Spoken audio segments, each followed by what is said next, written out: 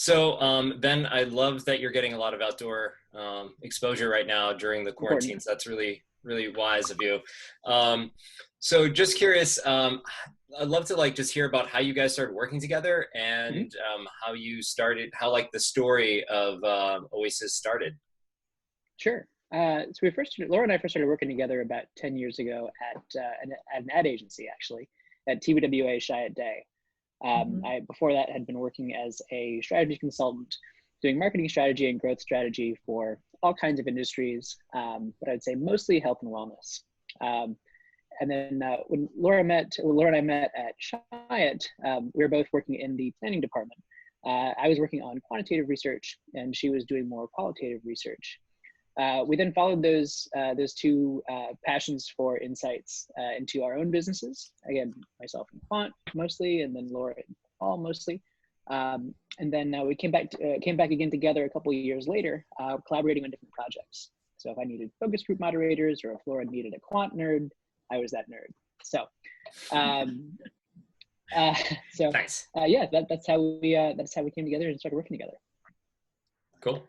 Yeah, and following that line of innate curiosities, I started to move towards the cannabis space as it became legal after Prop 64 passed. It seemed like this was my literal green light to get into this industry and to understand it, and to also help brands understand it and help build brands so that they could connect with consumers in relevant ways that were meaningful. So I started to really dive into community work, and also just learning about brands and how they were operating. And it uncovered a lot of different opportunities, and also like new challenges that I'd never experienced before.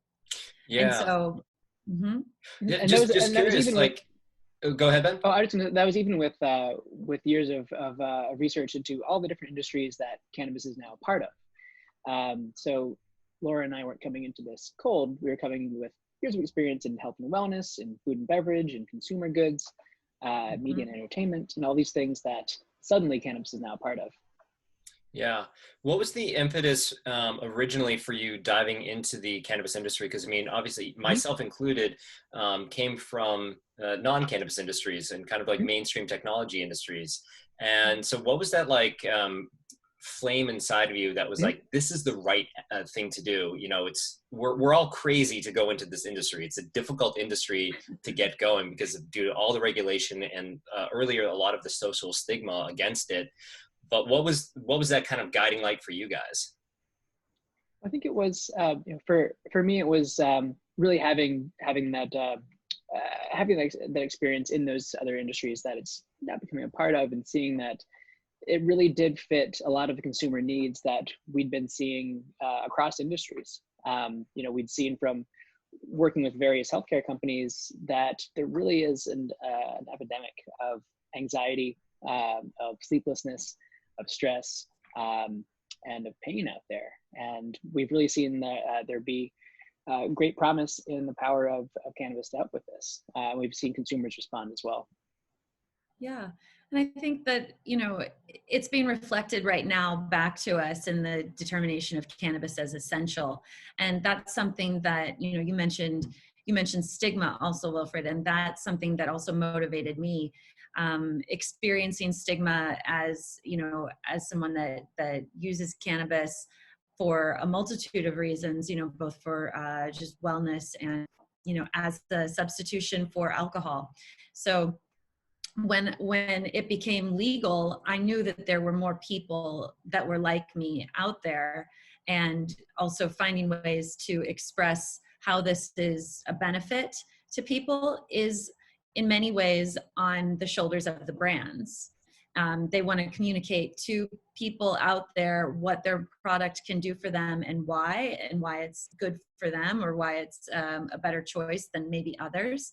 And so, like Ben said, after years of being in advertising and also doing market research, it was just a very ripe opportunity to combine these things of, more of some of my advocacy and inclinations, as well as, you know, my personal interest in removing stigma, and then building a business that can help so many, or not just a business, but an industry, and helping to be part of that and being Yeah. at the forefront of that is something that's really interesting. And a lot of the energy that was then channeled into creating Oasis Intelligence. That's a really good point you brought up too, which is you're literally, well, a lot of groups that are entering into the space right now are quite literally building an industry.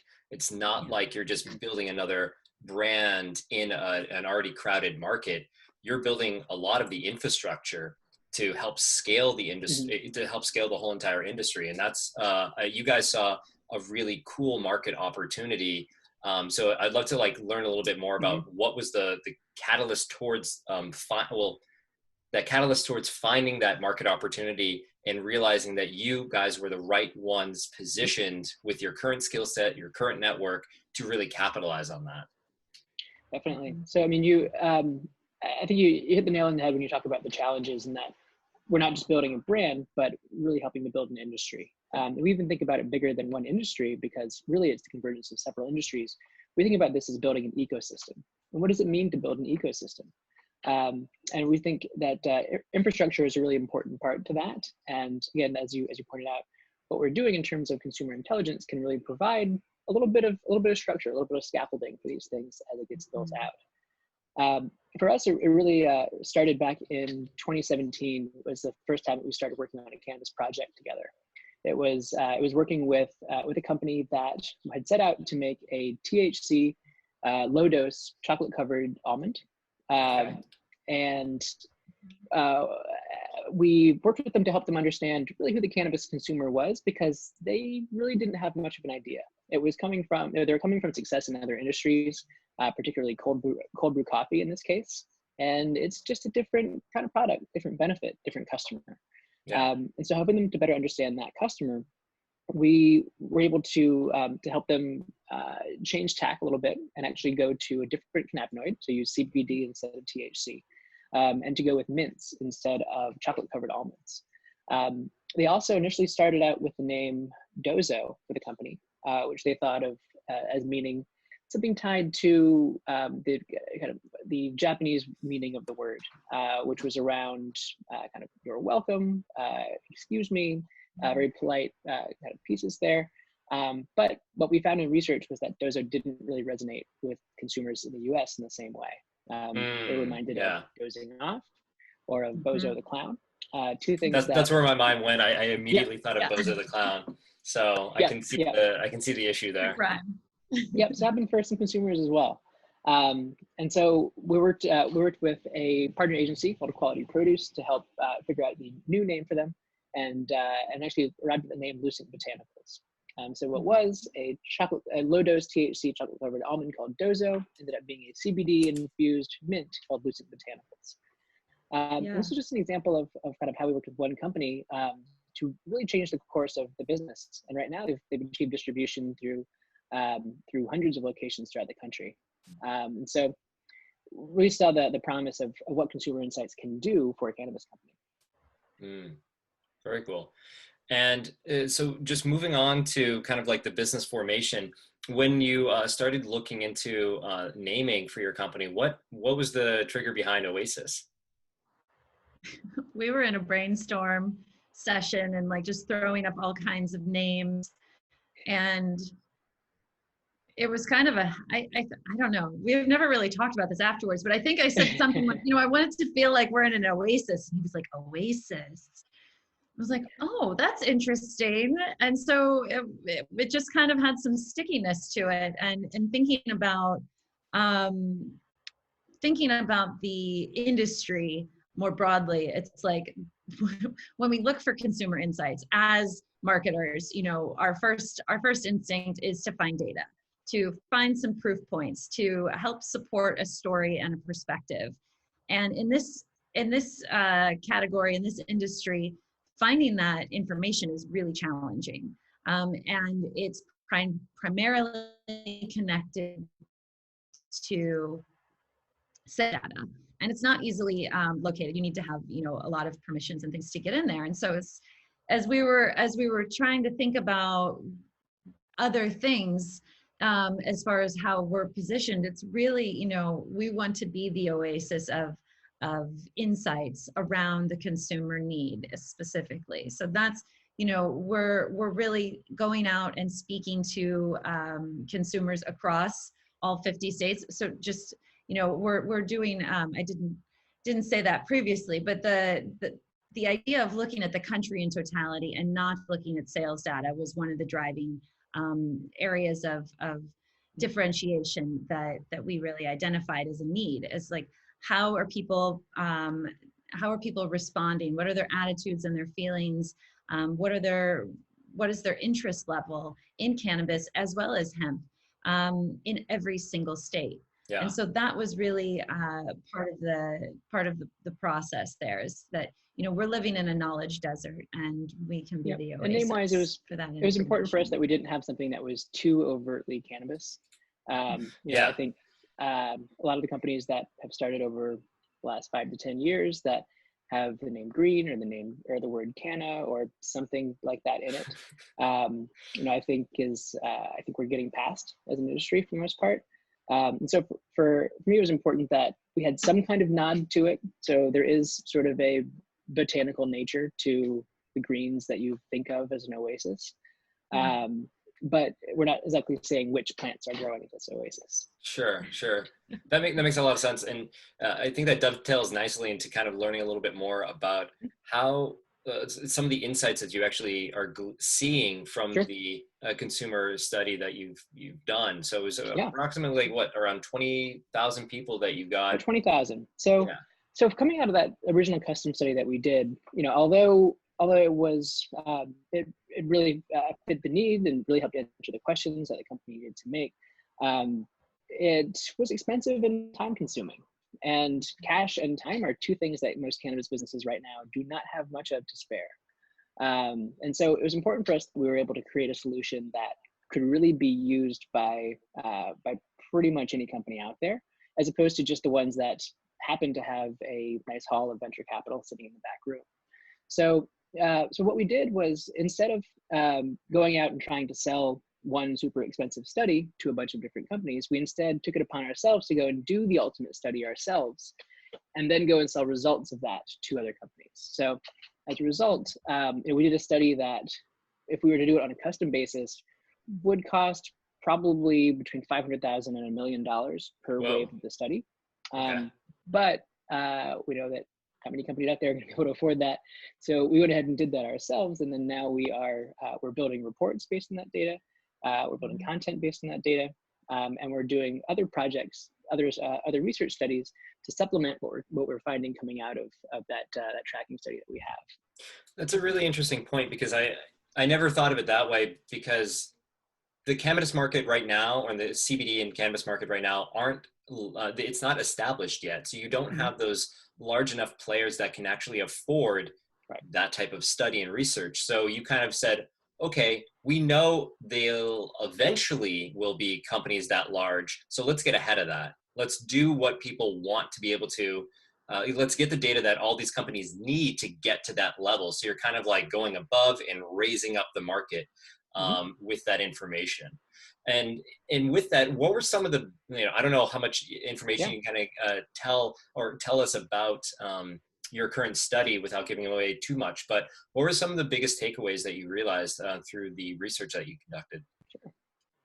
One of the biggest things that just jumped off the page immediately was the urgent need for education in the market.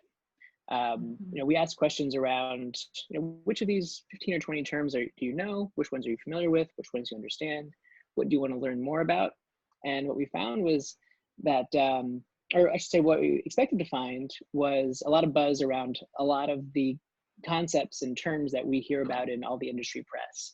All the talk about all the newest terpenes, or what different CBD THC ratios can do, or all these different kind of exotic compounds that exist in small amounts in the best, in the best grown plants.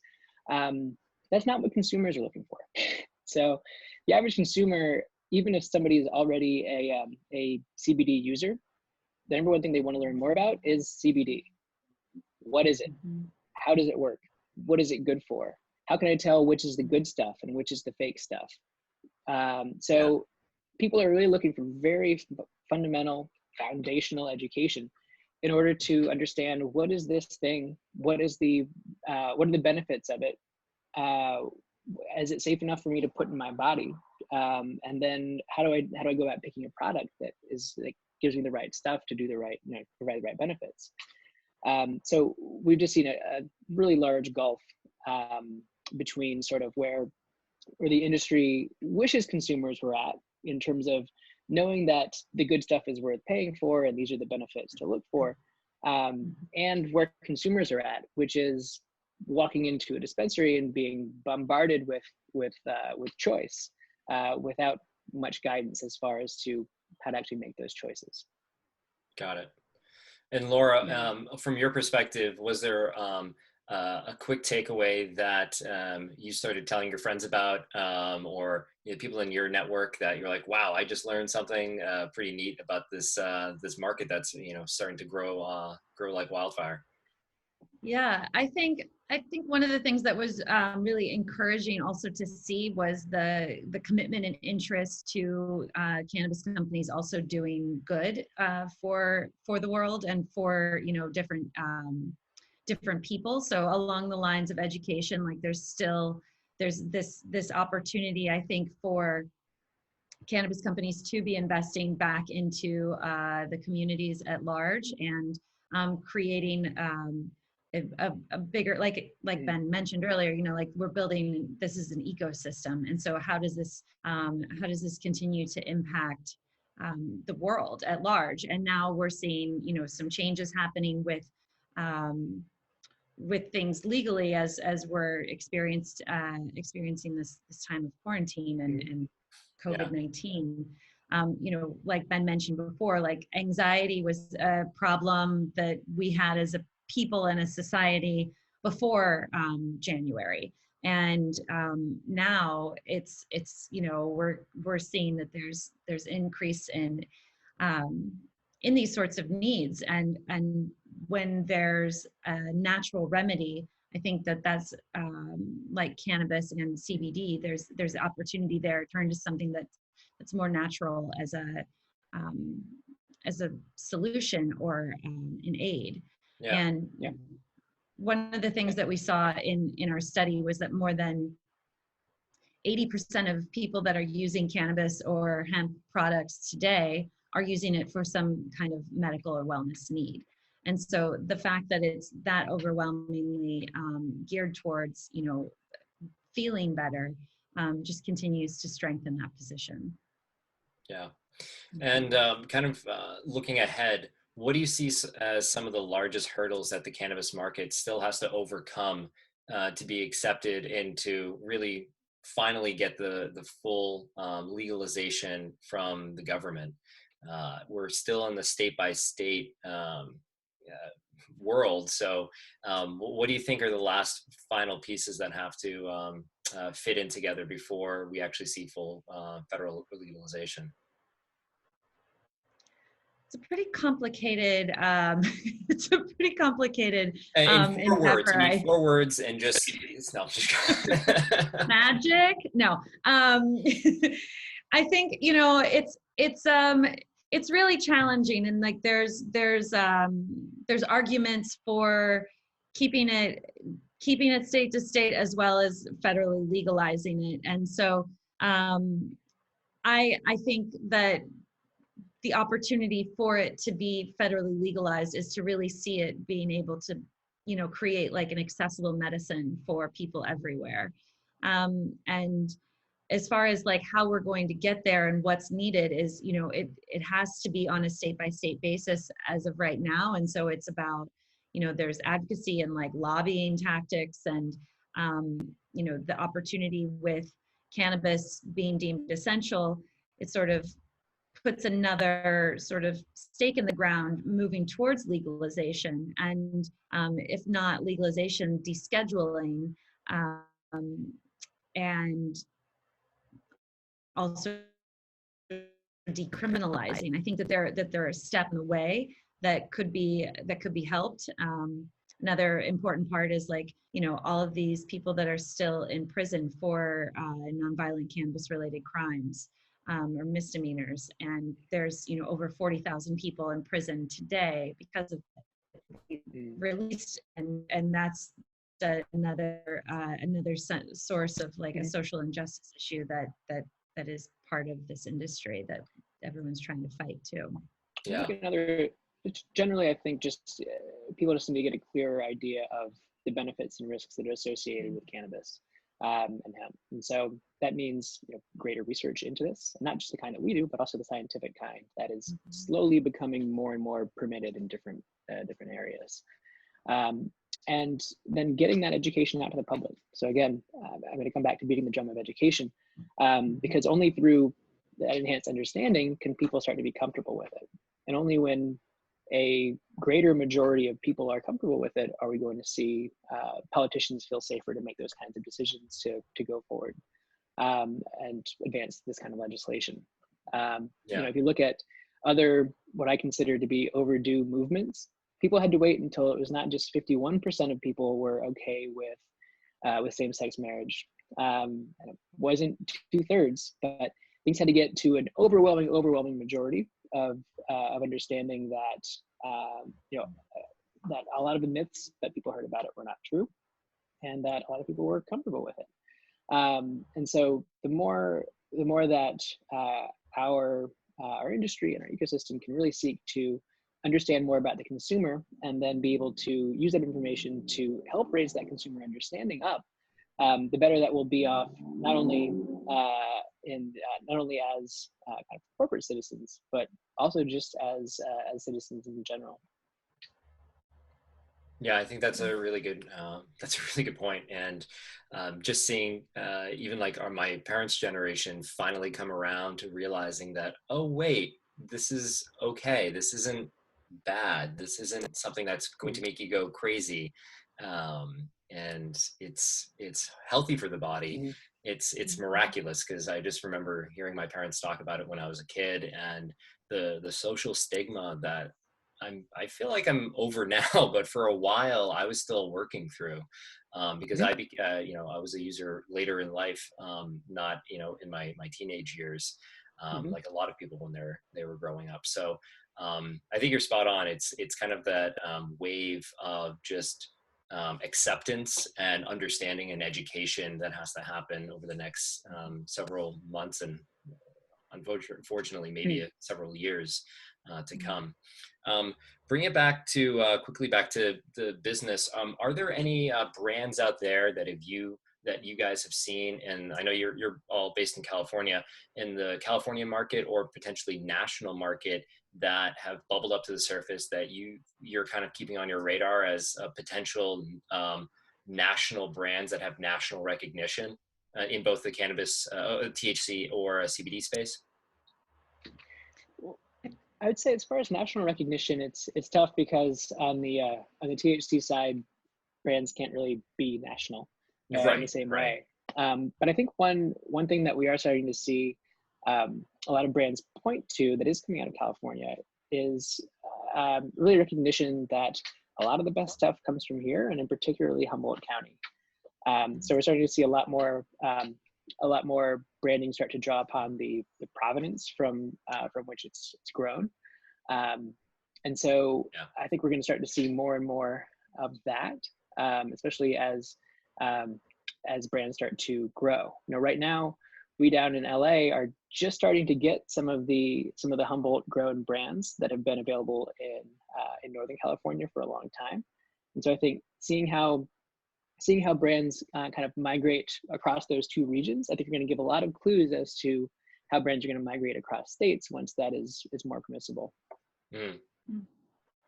And real quick, do you think that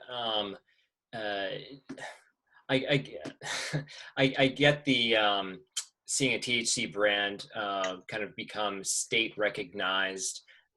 Is there? Do you think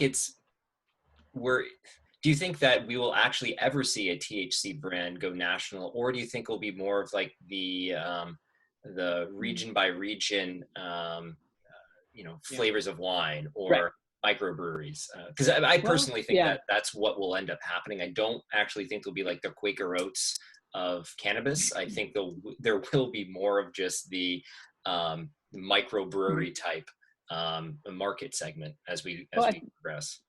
I think we'll see patterns similar to what we've seen in other consumer goods, where there ends up being where there's now kind of just a clump of competitors. We'll see some super premium, and we'll see many actually go more basic.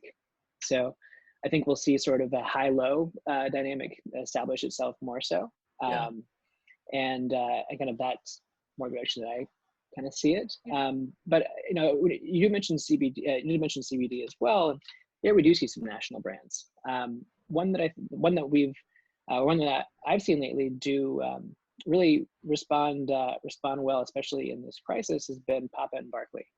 Um, Really, that they've been able to not only sustain operations but even roll out new products.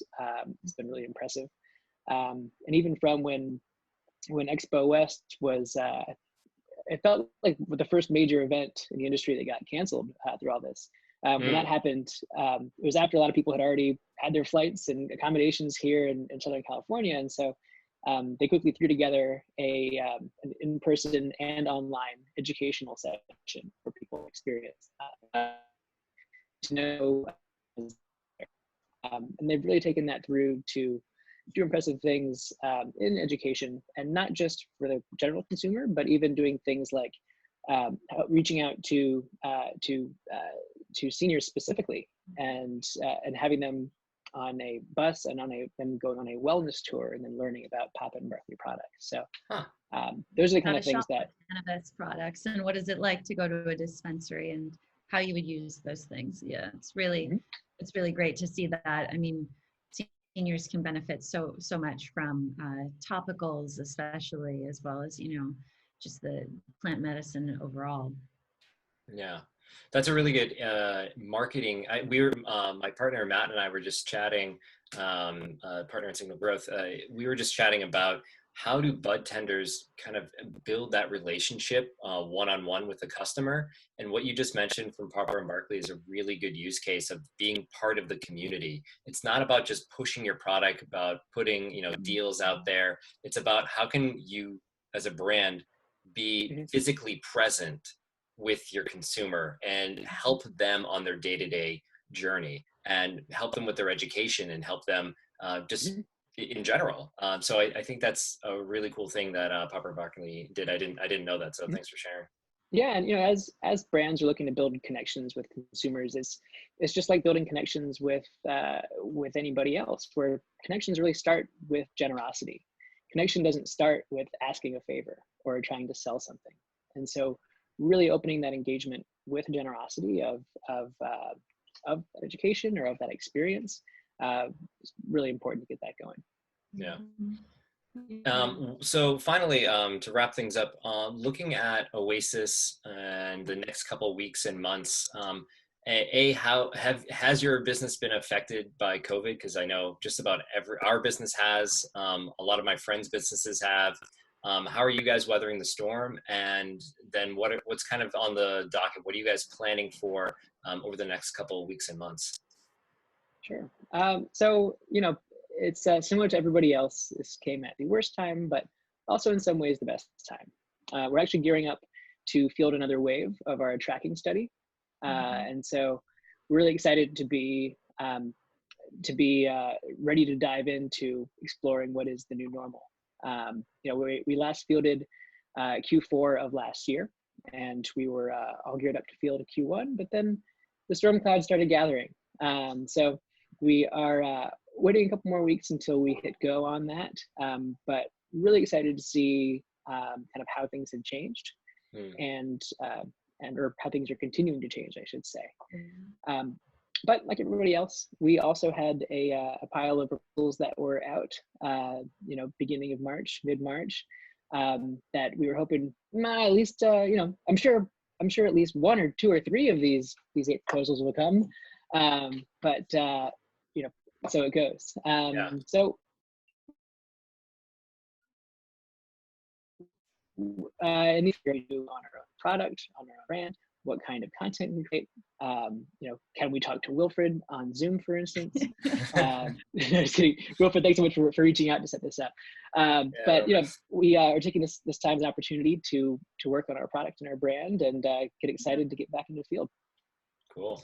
Yeah, and we also we did have a project that came up, and this is one of the things that we're offering as like a great way for brands to get in and start working with us, and that's the persona, your customer persona. So really giving a snapshot of who your target audience is, really understanding like what are their inclinations as far as interests and how, things like the types of activities and hobbies they're interested in. It could be, looking at their educational needs, like, again, going back to that's a big part of our study. And so we have this amazing data set that we are mining gold for our clients. And so being able to understand a little bit more from a data perspective, just very clearly, like, these are some stats that you can turn to help build positionings, to help think about your product development and your pipeline.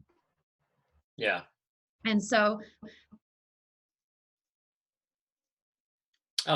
you started sharing the presenting the usage. That's cool. I didn't know you could do that. Yeah. So just this is an example of kind of what our persona looks like.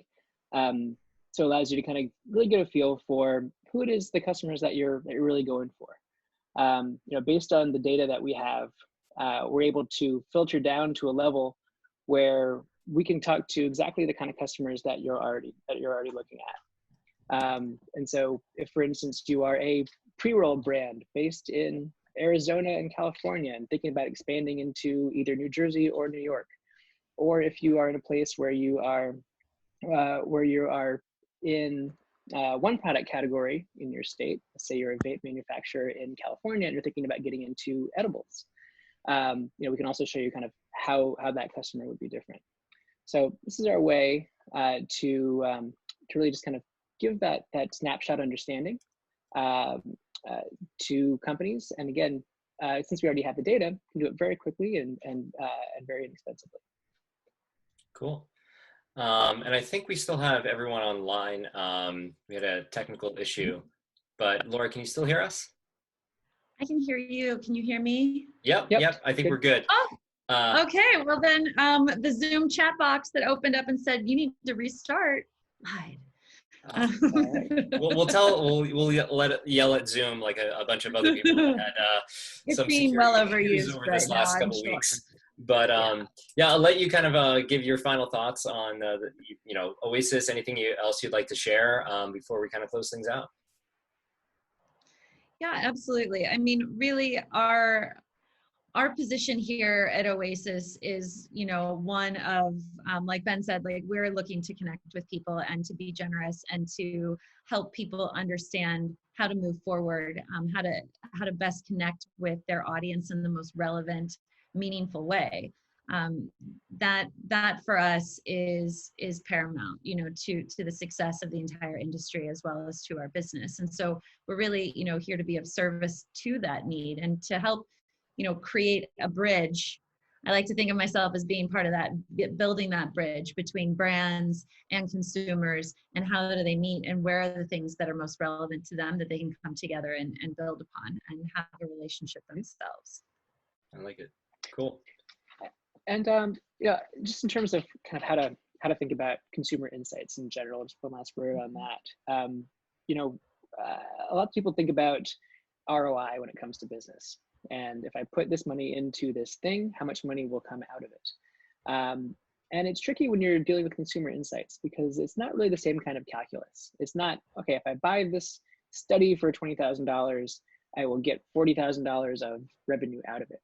And that's kind of how people are, especially entrepreneurs, are used to thinking about business expenses. It's a really good way to not go broke. But unfortunately, when it comes to building a brand, it's not exactly the same kind of calculus. And so the way that we think about consumer insights is not so much an investment that gets a return, but an investment that actually multiplies the return on everything else that you're doing. Because you're going to be doing marketing, you're going to be building a brand, you're going to be buying media, you're going to be buying ads, you're going to be working with partnerships, you're going to be talking to influencers, you're going to do all these different things. And all of that costs money.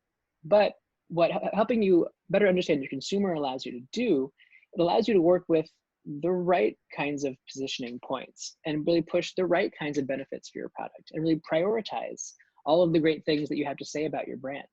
We were talking yesterday to an entrepreneur with a CBD skincare brand, and he said, well, our only problem is we have so many great things about our product. We can't tell the consumer all of it. So, tough problem to have. And I'm like, well, actually, it's a very common problem to have, especially if it's a product that you yourself feel passionately about. And so it's great to have a product that has 10 great benefits, but consumers only have time to hear about maybe 1.5 of those. And so what is the one thing you want to say to all of them? Or what is the half a thing you want to say to individual types of consumers when you have the opportunity to? And so what our work allows you to do, and what consumer insights in general allow you to do, is really de-risk a lot of those big decisions. Because now it seems like the only decisions being made are big decisions. Yeah. So really, it doesn't have to be that hard. It doesn't have to be that risky. So by working with us, we can help take some of that risk out and make all those other bets that you're making turn out a little bit better. So yeah, please reach out to myself at Ben Oasis at oasisintelligence.com or Laura at oasisintelligence.com, and we'd love to talk to you about how we can help your business. De-risking big decisions is a great takeaway. So I appreciate that. I'm going to include all your contact information in the notes here. So Ben and Laura, thank you so much for doing this. Awesome. Thanks, Wilfred. Yes, thank you. Thank you, No problem. Wilfred. Appreciate it.